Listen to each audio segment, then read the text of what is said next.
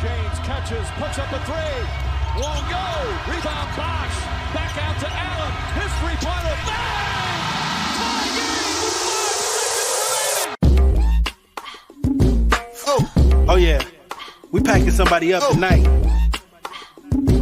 Hey. Come on in, take your shoes off before we close the door. Few rules, heat packing the air, we about to blow. This the basement, ain't nobody safe, you already know. Grab a seat and kick your feet before you get too comfortable. You want the X's and the O's, the Trey, yes and no, friends and the foes, the Butlers and the Herro. You can feel it in your soul, the win the ring is the goal. But if somebody need to go, we be sure to let you know. Going hard for my dogs is an everyday thing, like Jimmy down the lane of 13 off the screen. Whole squad keep it tucked like number 17. Bring your takes and your memes, going hard for the team. Going down in the basement.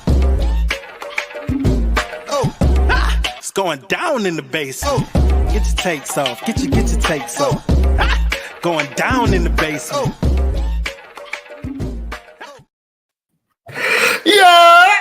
Welcome to the Basement Sports Network post-game show. I'm your host, Roya A. Shepherd, and the lone member of the basement joining me today is my guy, the box score watching himself, Professor Shelton. Shelton, how you doing today? I'm good, man. I watched like the first quarter of this game. I'm gonna be honest, I did not watch much after that because the birds are on, but yeah, they won.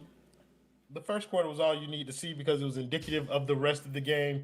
Like I always am. I am correct, okay? And the Heat blew that shit out.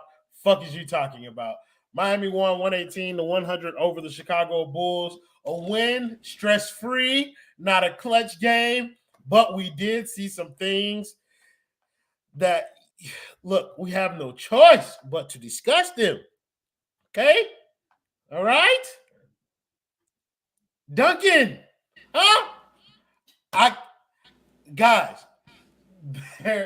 the man is playing well. 22 points, 7 of 11 shooting, 6 of 9 from the three.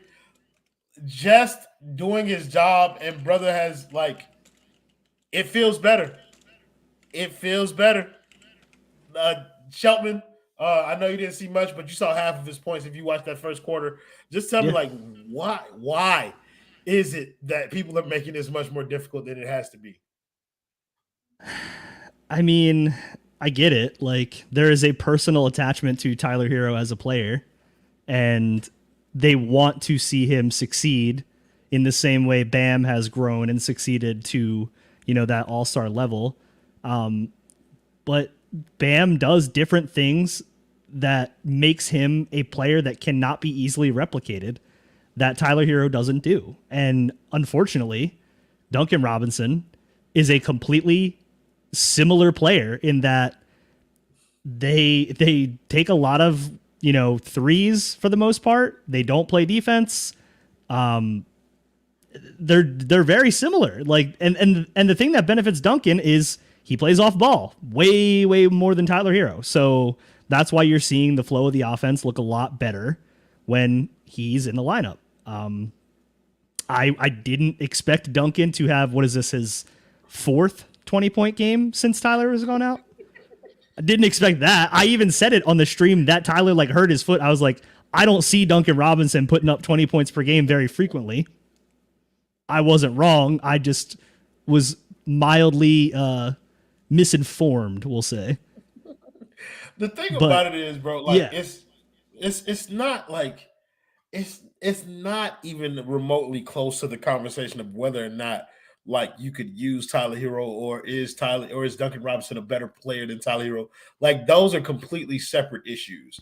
I think just the idea that this lineup can't work long term is starting to fuck with me because you're seeing Duncan produce at such a high level that he's kind of building up. He's kind of building up a little leeway with me. It's like you're giving him a couple of games where it's okay, maybe it's not working out this game or this game, but he's played so well that I'm not sure that I'm just ready to pull the trigger as soon as he comes back because like Jay saying right here, he's making a case for most improved player, bro. Is he doing the same with you? Has he built up enough calories where it's you're not ready to just, as soon as Tyler comes back, pull the trigger and just send him right back to the bench? I mean, you know me. I like to go what works. I've seen enough. Like, what does this team sorely lack? A high-scoring bench option. That I'm not saying who. I don't know who that person needs to be. Do they sorely like that? We saw Mexican. You know what I'm saying? We'll get there. But if you look at last game, I think they had 4, 5, 6, and 4 or something from their bench players. So it's like, is that going to be something consistent that we're going to get from Jaime? I don't know. Maybe we'll talk about that later in a little bit. But again, I don't care who the dude is coming off the bench putting up 18 to 20 points, but they need someone to do that consistently. And if that's not going to be Jaime Jaquez, which he's a rookie, I don't want to put that entire situation on him. If Kevin Love is not going to give you 4 of 5 from 3 every single night, I don't expect that. If Caleb Martin is going to continue to hit the side of the backboard on every shot, I don't expect it from him either. It just makes too much sense, and that's exactly why the Miami Heat will not do it. This is Duncan Robinson talk. I don't know. Look, it's just the reality. Duncan Robinson is playing extremely well right now. And it's I just don't see a way that this team can go away from something that has been working like this. Just in any circumstance, not just with the Tyler thing. That's an elephant in the room that you can't, you can't avoid the Tyler Herro conversation when you're talking about this team. He is literally our third best player. So you have to analyze what a guy is doing versus what's going to happen when we bring such a big piece to our team back. We have to discuss that. That is part of what we do. But yeah, on its own, Duncan Robinson has played phenomenal, bro. Over the course of this stretch, he did it again tonight in this game. I think somebody mentioned it in the comments. I can't see who it was, but it's kind of another thing that he's adding. The dimension that he's adding is the rim pressure that he's adding because people are selling out on him on the 3-point line, and he's using that to attack off the dribble. He's making plays for other people. There is so much that he's doing for this team that it feels it feels like a breath of fresh air. It feels like I'm watching a new team and I'm actually enjoying the good hoops that I'm watching, bro. This is why I enjoyed the regular season of the year that they were the first seed a couple years ago. Even though I didn't think that they were a legitimate contender, it was an enjoyable team to watch because the basketball was quality basketball. But once they moved Tyler into the starting lineup, it's a lot it just doesn't look aesthetically pleasing to watch. And I'm not sitting here to shit on Tyler. He can come off the bench and still probably give the team 20 points per game. The problem is the problem that people have with that is he will not be an all-star. He will not be all-NBA. He will not be any of these things because he's coming off the bench. And so they're more invested in his personal accolades than they are in the success of the team. And that's where it's kind of ironic that they sit here and say all we do is talk about Tyler when I'm invested in the personal success of the team rather than his personal accolades. Like I keep saying, I'm just enjoying watching good hoops being played right now, regardless of who is out there. If this is the case when Tyler comes back, then I will still talk about this team in a glowing manner. But right now, I'm enjoying a lot of the good hoops, and a big part of that is the way that Duncan Robinson is playing, the way that he's grown, and the way that that growth has impacted the way that the team is playing overall. Another person that is also like that is the boy playing at an All-NBA level, first team, second team, third team. You were going to make an All-NBA team. Just keep your mental right, because when you get back, we're going to need that same shit. Yeah, you can't miss a beat when you come down. That same shit.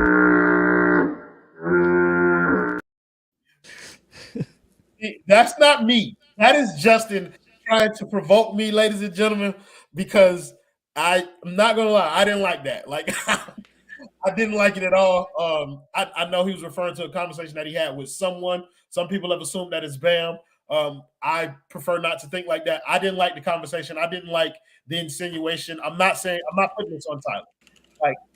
But I don't like the fact that that is the topic of conversation surrounding his comeback is him being all NBA first team or him being playing at an all-star level, so much so just coming back and finding a way to contribute to what they have going on right now. That's where I wish that conversation, but I'm not gonna I just don't want to do it today. I want to talk about what's happening on the court. And that includes talking about Bam Adebayo. 23 points, 11 rebounds, beautiful game from Bam. Still only on 14 shots. Like we still had the same issues where he wasn't like as aggressive throughout parts of the game.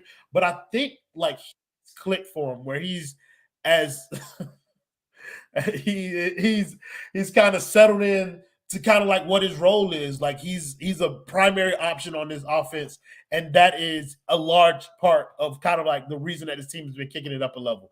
Talk about what you saw from Bam tonight.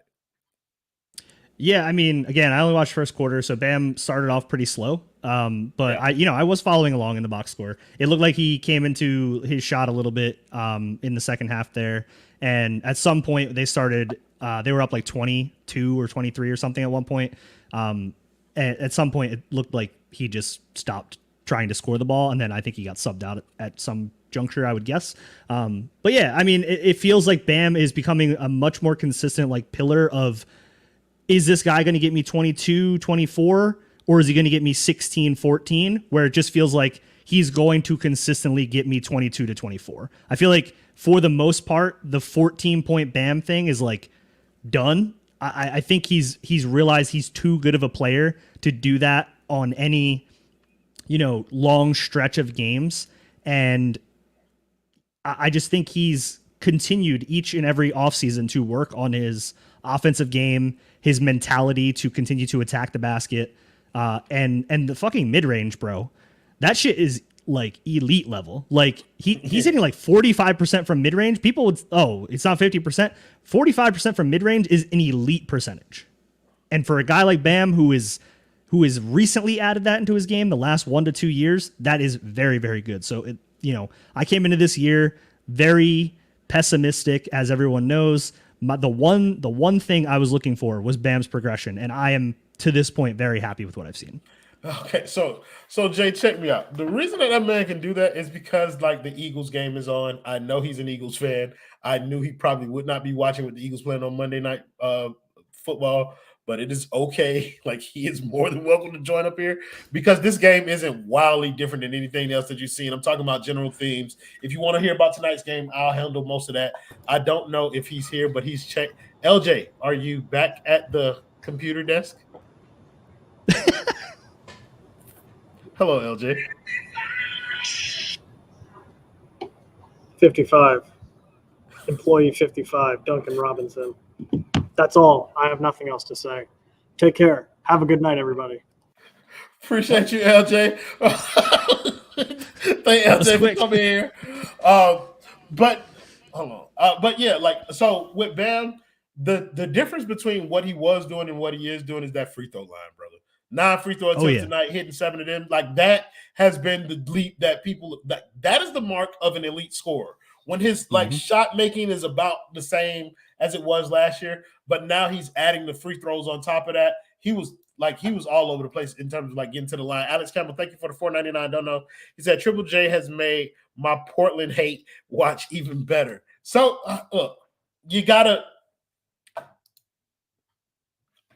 So just let me tell you something. I said this in the Culture Shock halftime spaces because somebody said like if there's anybody that you want to trade, it'll be Tyler Herro, and I was like, no. Right now, if there's anybody that I'm trading, it's gonna be Duncan Robinson. If I know I ain't doing the trade thing right now, but if I'm trading somebody right now, it's gonna be Duncan Robinson because I know that inevitable other side of this coin is coming. So if somebody is foolish enough to offer me some real assets for Duncan Robinson, his ass is getting the boot immediately, brother. So like that's just where I'm at. But I don't want to talk about trading him right now because that's my starting two guard. And so I'll talk about trading him when he actually is terrible. Another person who's played. We can talk about Jimmy. Jimmy didn't play great tonight. He shot 4 of 11 from the field. Mainly did his work at the free throw line, but it was just a very professional game from Bam and Duncan. So he didn't really need to do much in order for us to get this win. The game was in hand. I don't think Jimmy played in the fourth quarter at all. So there is that. And then you got Haywood Highsmith, who was better. I'll run through some of these players. Somebody says, Royal, stop it, Duncan ring chasing. Hey, brother, listen. All I'm saying is, if it was me, I know what Duncan Robinson, I know when the clock strikes 12, what this pumpkin gonna turn into. Okay. Have we noticed that the Lakers are all taking all the Heat role players? What are your thoughts on that? Because this has been a trend that I've noticed for a couple of years now. It doesn't surprise me. LeBron knows what he's doing when he pitches that shit to the front office. The problem is the Heat role players that get snatched up are often guys that only thrive under Eric Spoelstra, and you see people like Kendrick Nunn go to the Lakers and become unplayable. And yeah, I mean, look at almost every single garbage random diamond in the rough find that the Heat have had that has left for another team. Is Max Strus the most successful one ever? Maybe. I think so. Stone used to say he wants to lose one of the, like last year, Stone used to say he wanted to make one of them guys like regret letting them walk. And I think Max Strus is playing right now to the closest to that level. I don't really miss Max Strus, just to be honest. Yeah. He's Max Strus. He's cool. Like he's playing okay basketball and he's made a few plays for them. So shout out to Max Strus, bro. Gabe Vincent. Hey, brother. I don't mind. Let's talk about the guy who played Gabe Vincent's position, which is Kyle Lowry. I'll trade Kyle Lowry for Gabe Vincent straight up right now if they let me. But Kyle Lowry, for all of his things and stuff, I think Kyle Lowry plays better next to Duncan as well, and that has shown itself in the past couple of box scores. Kyle Lowry tonight, 8 points, 6 assists, 5 rebounds. Like, just doing a bunch of stuff. Not great. I'm not going to give him too much. But Kyle, next to Duncan, kind of works. Alex, not just from this game, but from, like, the entirety of this run. Like, what have you seen from that pairing that you've liked? For as much as I absolutely despise Kyle Lowry, he can at least make a semi-competent pass most of the time. The problem is I am comparing Kyle Lowry to his backup and his contract. And while he has at times looked not absolutely terrible this year, it is still a very, very high climb up the cliff, the side of the cliff, to get away from the fact that he is making $30 million. To get away from the fact that he cannot do anything exceptionally well, and he's making $30 million. Yeah, like, he's cool with Duncan. That's cool. Do I think they could do that with any other starting point guard in the league? Yeah, probably. Do I think they could do it better? Yeah, probably. Is Kyle Lowry the worst starting point guard in the league? Yes. I actually feel confident saying that. Yes. Because I don't think there's anyone else. Let me know in the comments if y'all think that there's a worse starting point guard in the NBA than Kyle Lowry. Like, because I don't think so. Spencer Dinwiddie clears Kyle Lowry right now. Spencer Dinwiddie is better than Kyle Lowry.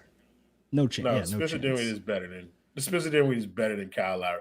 But like, I do want to give Kyle Lowry a shout out. Like, he shot the ball 6 times. Like, cool. That's not as much as you'd hope he shoot it, but he shot it. He shot some open ones. He went 2 of 4 from the 3-point line. Marcus Smart is worse? I don't think so. No, he's not. I don't think so, brother. You said Kyle Lowry does a lot of shit IQ-wise. Okay. Like, but what is that really like?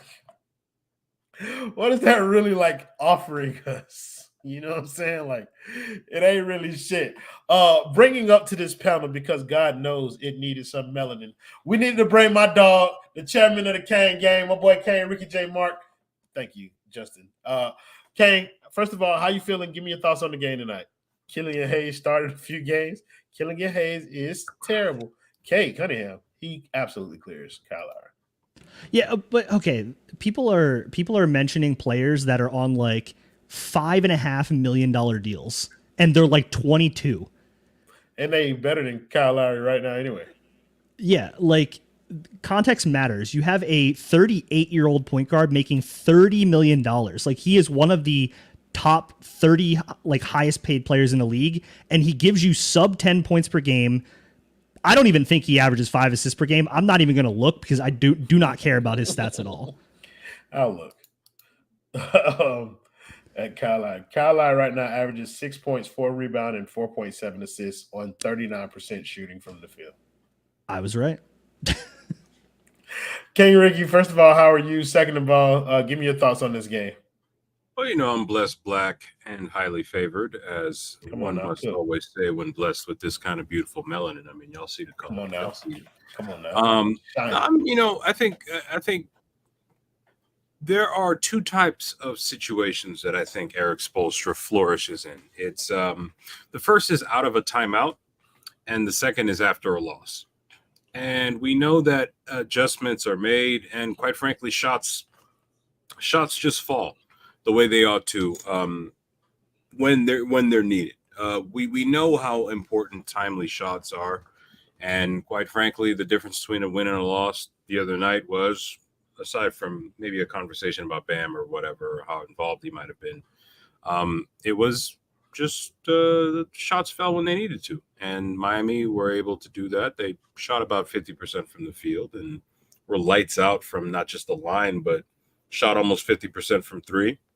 All in a day's work, and it is what it is. I mean, it doesn't change what I've been saying for the last few shows, that the Miami Heat are going to win the NBA championship, and tonight just further reinforces that point.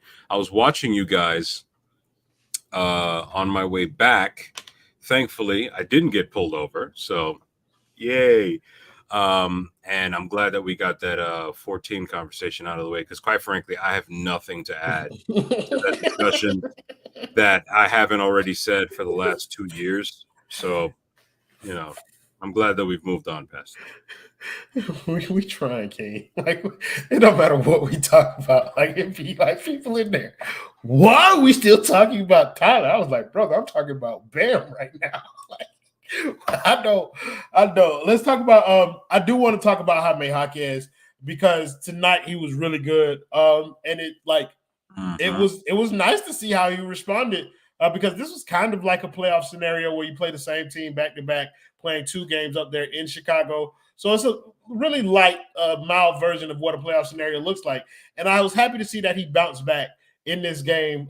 He got heavy minutes again, got tough defensive assignments, but he just found ways to be effective both on and off the ball. So and he hit 3 or 4 from three-pointer. So that was pretty lit too.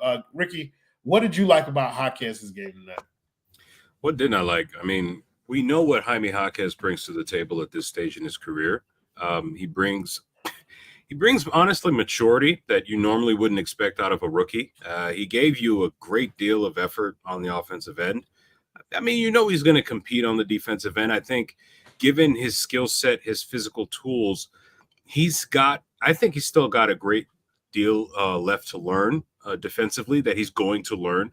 That will always be an adjustment period. Not everyone is blessed with freakishly long appendages or just fast twitch muscles that allow you to make up for otherwise undisciplined moves or actions on the court. Jaquez Jr. just gives you a lot of all of that. I mean, he gave you about 19 points, gave you an efficient shooting night. If his shot is falling, and I think that can be said for a lot of players. I know back when I used to hoop, when my shot was falling, it just made everything a lot easier. I felt a lot looser, a lot more nimble whenever I saw that ball going in through the hoop. And I think Jaquez is just an example of that. I don't think that when it comes to Jaquez, we should get too high or too low based on how he plays in any particular night. That is what happens with a rookie, even a quote-unquote mature rookie. Tonight was a good night, and I think what we're going to start to see, perhaps even as the season wears on, Jaquez is going to have, even in his statistically bad games, you're still going to find him looking for a way to contribute on both sides of the ball that may not necessarily be reflected in the box score. I think he's in a good spot right now. I just look forward to seeing how he grows. First, like El Gringo Mambo Jaquez. Listen, first, like, this is what you know about Jaime Jaquez. That is a professional basketball player.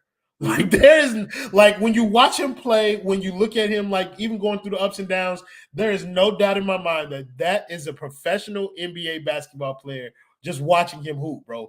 And like that's something that you can take to the bank every night. So win, lose, or draw, he's gonna have like really solid nights all the way around. Want to thank Coors with the $10 dono. He said, because of the emergence of Triple J, the Heat have to package Caleb, Kyle, and picks for a player who can get his own shot. The question is who? That's $1 million question, because you don't know like whether or not they need a player that can get their own shot, or a player that can facilitate shots for others, or a player that can do both. And ideally, you want a player that can do both, but you can't. Like those, where you going? Look at this man. You're not. I think my question is very simple when it comes to a take like that or a question like that. I really need Heat fans to watch other teams play, watch other games that may be on the schedule. I know it's a futile endeavor for me to ask that, because I want you to put yourself in the shoes of those other teams. And you've seen Caleb, Kyle, and whatever picks this Heat team has.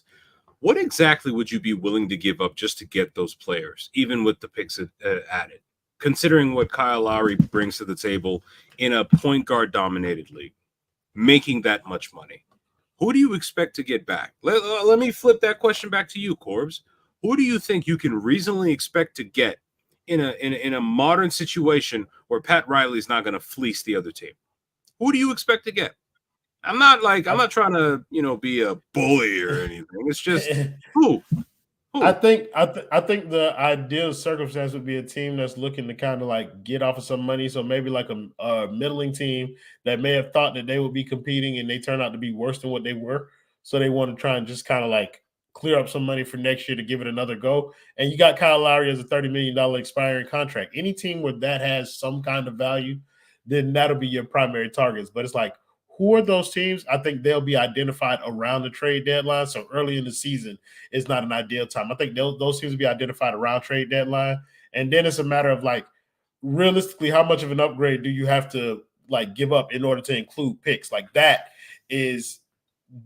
tough. When the boy Nasty Man talking about, I'm trading for Klay Thompson. I'm lying, brother. Listen. Well, so Royal, here's the interesting thing with that, right? So let's say Kyle Lowry is that attractive $30 million contract that's expiring, right? Then that begs the question, well, are we a market that can realistically attract the kind of free agents that will think highly enough of this team to feel like, oh, if I come here, I'll be joining something good, or I'll just be coming for a paycheck? Because we obviously will be worrying about that maybe later in a later show closer to the trade deadline, but I can't really think off the top of my head of any like star free agents that are really going to, aside from what James Harden, and the Rockets don't need him anymore. Neither can I. And Shum, you feel free to jump into this conversation. But I think the thinking is more so like the players that make equal money to Kyle Lowry are infinitely more valuable as players than Kyle Lowry. So the idea would probably be to break that up into multiple pieces to try and get a more well-rounded roster. But even again, like you still are going to be looking for a point guard that is a serviceable upgrade over what Kyle Lowry gives you now. Like real quick, though, I don't want to keep talking about trading him, but I know that's probably your bag anyway. Shelton, like where do you land on the Kyle Lowry discourse? As far as trading him, I mean, yeah, absolutely. They are going to trade Kyle Lowry this year.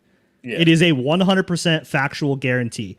If they do not trade Kyle Lowry, Mickey Arison will pay the tax. He is not going to do that. They have to trade Kyle Lowry to get under the tax line. It's a guarantee. As far as who that will be for, I don't know. If you want to package in Caleb Martin, I think they should trade Caleb Martin. I think Triple J makes him expendable in a lot of ways. I think paying him after, we've seen time and time again, these guys that we build up pay and then they shrink into nothingness after they get paid. I think that's a mistake as well. They need to continue to work on managing their assets by selling high when it's time to move on from someone.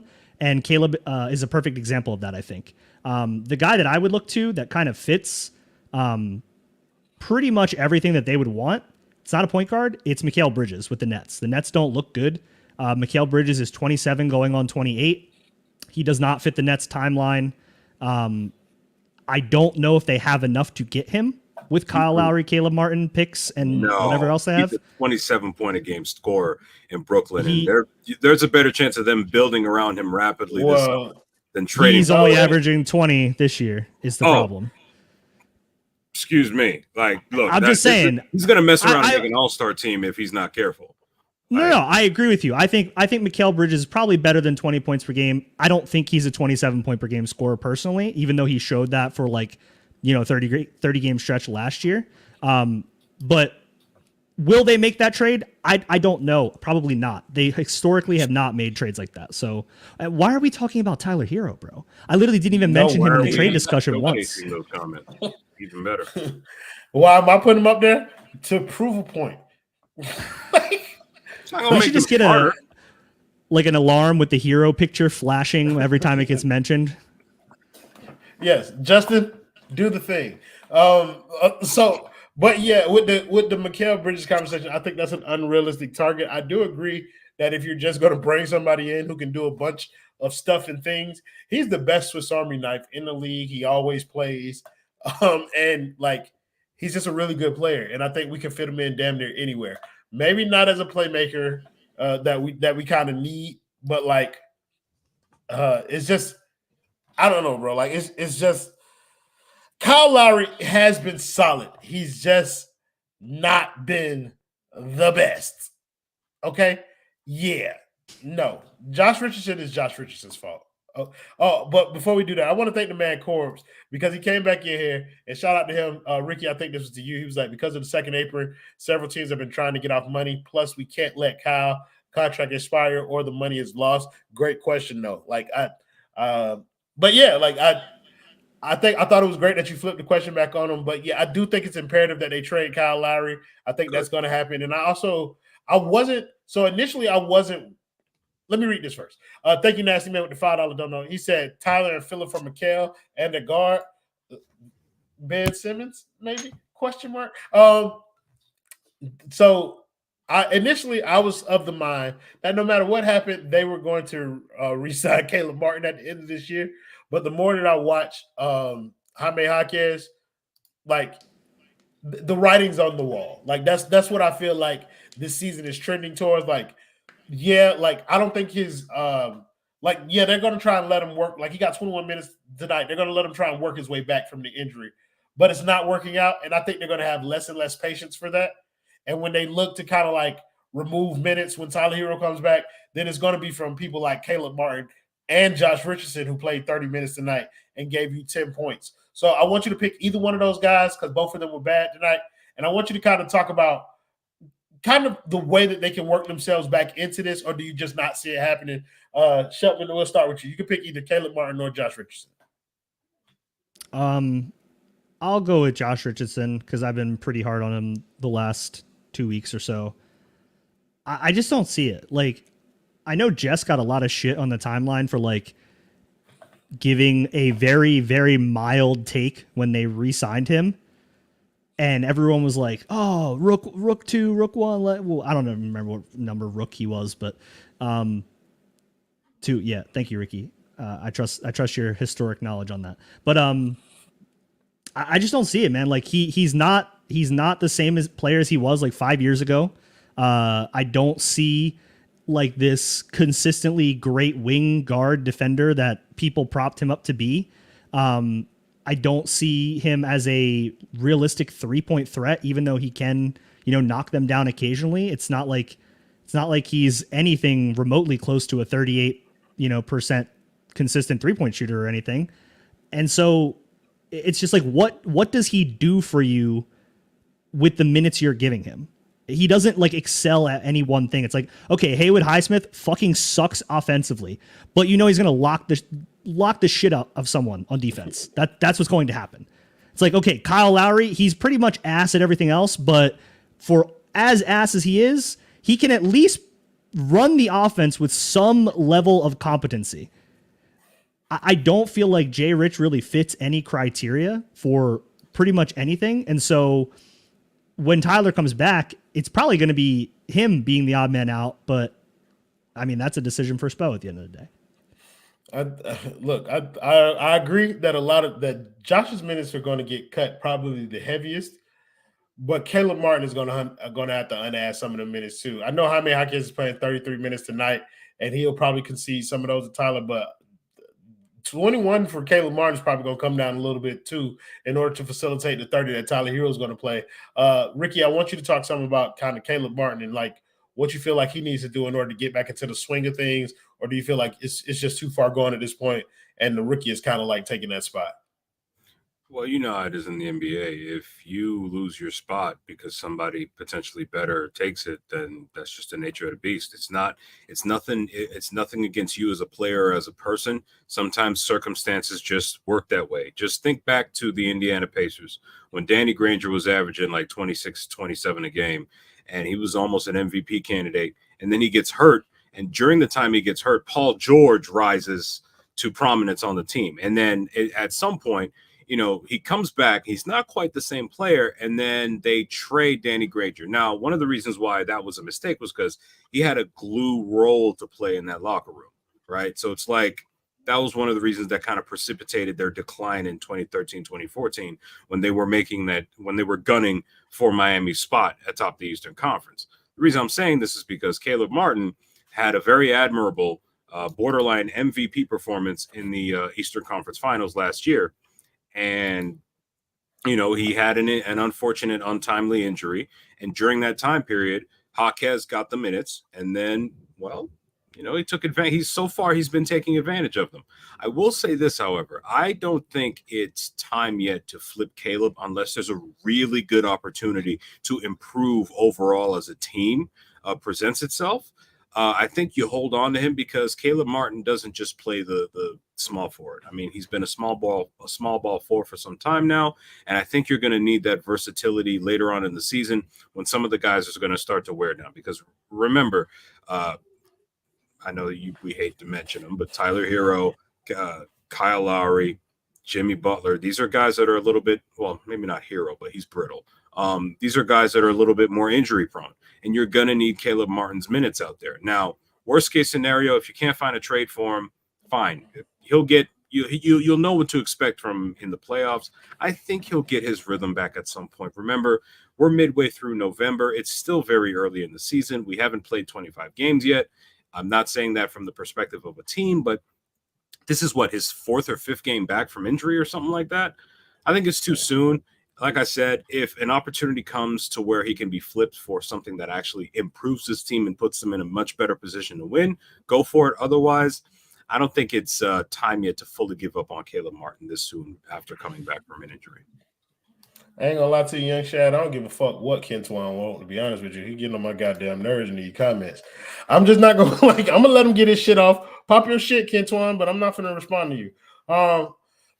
Look, this is where I will agree with you in terms of like the wear and tear on the players and where we'll need Caleb Martin.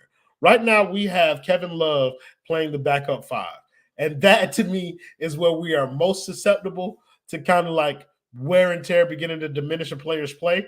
And if we do that, that means we're going to have to play Thomas Bryant. And I think we're going to need Caleb Martin to play next to Thomas Bryant if we're going to try and salvage any of those minutes, especially off the bench, because Thomas Bryant is an absolute klutz. But like, I just look, I feel more comfortable with Caleb Martin out there next to Thomas Bryant. Who else we going to get to? Excuse me. I don't want to talk about Haywood Highsmith. He was mid. Oh, we talked about Jimmy a little bit. Orlando Robinson got some tick today. All right, next. Next. We talked about this team 2 times in a row, so I ain't going to lie. I ain't going to sit up here and hold y'all too long. Next game, we go to Cleveland. Also, next game, we will be doing the PS5 giveaway right here on this network. Some of the criteria: you must be subscribed to the YouTube page, you must be following us on Twitter, and you must also be a member of our Playback channel. That is the Basement Sports Network on playback.tv. If you want to go to the website, you can do that, or you can go to the app from the App Store, download it, find the Basement Sports Network, follow us there, and you have to be watching our post-game show against the Cleveland Cavaliers. The giveaway is simple. Yes, it is. Just like insurance could be if you talk to our guy. Tonight's starting lineups brought to you by Simple Health Advisors, along with the player spotlight of the game in Tyler Herro. And with that, off we go on another Miami Heat. Oh, great. So exciting. Coming down the court, waves off Bam, calls for ISO, uses the Bam screen, wants to clear out, back around the Bam screen, crosses around the screen, and pulls for three. Kaboom! Tyler Herro cuts the deficit to 36 points as he screams, "I'm him." How are you down 36 points and the game just started? I can't do this anymore. It's not good for my health. Whoa, hold up now. Did you just say health? Damn, if only if you can get some insurance for that. It sounds so simple, bro. Thanks for the lob, Dan the Film Gent. Because I'm here today to talk to you about the primary sponsor of the Basement Sports Network, Simple Health Advisors. My guy, James Pugh, has more than a decade of experience, and he's going to help y'all eliminate the confusion from shopping for health insurance. Listen, anyone could sit here and give advice or share their opinion without any actual evidence to support their claim. I mean, just look at Royal A. Shepherd. But at Simple Health Advisors, they give you personalized advice to fit your exact needs and budget. And they make it really simple to get an accurate quote online in just a few clicks. They can help you get health insurance, life insurance, and Medicare. You got that, Pat? And all you got to do is go to simplehealthadvisors.com. And if you have any questions, feel free to reach out to James Pugh through email at jpugh@simplehealthadvisors.com or give him a call at 321-345-7738. Oh, and follow our guy on Twitter at jpughinsurance. Wake up, y'all. Stop sleeping. He's right. I better stop sleeping. Hi, yes. Can you help me with my Medicare plan? Of course. Oh, awesome. Thanks. Listen, I'm very cheap. I will need the cheapest package possible. I'm 78. See now, I've been doing this a long time. I ain't gonna lie, Key. We literally lost 30 viewers while that shit was on. That's insane. It's the 2-minute fucking promo. We got to cut out the first part of it or something. We'll make it shorter, but I like the promo. But either way, we'll make it shorter for y'all. Either way, on Wednesday, make sure y'all are in the stream because we're gonna pick from the people that are in the stream to give this PS5 away. And shout out to my dog, the Nasty Man, who helped us hook this thing up. He said PS5, only post-game show covering the Heat that cares enough to do this type of giveaway. Listen, brother, we just try. The playback's not in our link tree. I don't know how to add it, but go to playback.tv, and I think it's / the Basement Sports Network, and you should be able to find us. But it's an app also on your phone. You can just download the Playback TV app on your phone, and then you can follow us there. But, shout out to my boy Justin. Use this website right here if you want to sign up for the Playback. But, yeah, we'll be over there. All right, let's go to the next game. Since we're going to be doing that, this is going to be a big game for us. Last game before Thanksgiving break. We're playing the Cleveland Cavaliers. They're 7-6. They're 3-3 at home, and we will be traveling to Cleveland. Ricky, the boy feeling good? I think I feel amazing. Like I've said 1,000 times, I'm really shocked and disappointed that I have to repeat myself yet again. Like I said, the Miami Heat are going to win the NBA championship. Not only are they going to win the NBA championship, they're going to win by 40 against the Cavs. And what more do you want me to say? It's the Cavs. I got a couple of words that you could have used instead of just saying they were going to beat about 40, Ricky J. Moore. Well, I don't kink shame, so. Don't worry. We'll get there. Shelton, the boy feeling good? Hey, yo. That's not a bad game. This is probably like their first real test of a game in a long time. Probably since the Lakers game, honestly. The schedule has been quite soft to this point. But I am interested personally to see how Bam is able to handle Jared Allen and Evan Mobley in the paint. I think he will have his work cut out for him. PS5 will not go to the highest bidder. It is free, bro. We're just giving it to somebody. I'm not making nobody pay for it or nothing. If it goes to the highest bidder, it's going to me. I'm going to win. But yeah, I'm interested to see Bam versus on paper, a defensive front court that is quite imposing in some ways. And I am very interested to see what our guards do to slow down Donovan Mitchell. But we'll see on Wednesday. That Strus versus Duncan matchup is going to feed families. because it's going to prove to you once and for all why the Miami Heat felt comfortable getting rid of Max Strus, and they're going to put on display what they have seen for years in practice, which is Duncan Robinson giving that bitch-ass nigga the work as the Heat proceed to blow that shit out. Fuck is you talking about? Easy money. Donovan, who he has to guard Duncan Robinson. Okay, let's just put that out there right now. That's where he's going to spend all his energy at. He's not going to have enough legs to score. Bam Adebayo is about to feast on the front line of the Cleveland Cavaliers, even though he didn't last year. It wasn't always pretty. Jared Allen has been a task for Bam since he's entered the league. You know what I mean? Evan Mobley. He's not a problem for the Knicks. No, he's not a problem for the Knicks. That's because Mitchell Robinson is also 7 feet tall. But Bam Adebayo, the Knicks are also not a problem for Bam Adebayo. They ain't. But I do believe that Miami is going to be able to pull this game out. I'm feeling it, bro. The power of friendship, in the words of my dog Kendall, has moved me. I'm enjoying the way that the Miami Heat are playing basketball for the first time in a really long time. And so I'm going to ride this wave for as long as I can. I'm not going to lie to y'all right now. As soon as they lose, like, a game that I don't like, I'm back on my bullshit. Like, it's like that. But yeah, PS5 giveaway next stream. Make sure y'all are here. We'll put a tweet up really soon to let you guys know the criteria. But yeah, we're going to put that shit up. We're going to give this shit away. And we're going to do another one sometime down the line. But yeah, thank you guys in the comments as always for joining the show, making it much more fun than it would have been without you. What's up? You was going to say something, Shelton? Oh, thank you to my dude, Shelton. Throwing up a gang sign. There we go. What, white people can't have gangs? History. I was like, believe you me, he's a part of no gang that I'm affiliated with. And of course, we want to shout out my boy K, Ricky J. Mark, for also pulling up. And of course, K Justin in the background on the ones and twos. We'll see y'all on what day is that? That's on Wednesday. We'll see you guys on Wednesday after the game. And we might do something in between then, like maybe a playback, maybe a spaces. Just stay locked in on the Basement Sports Twitter, and we'll let y'all know what that'll be. Play the video, Justin.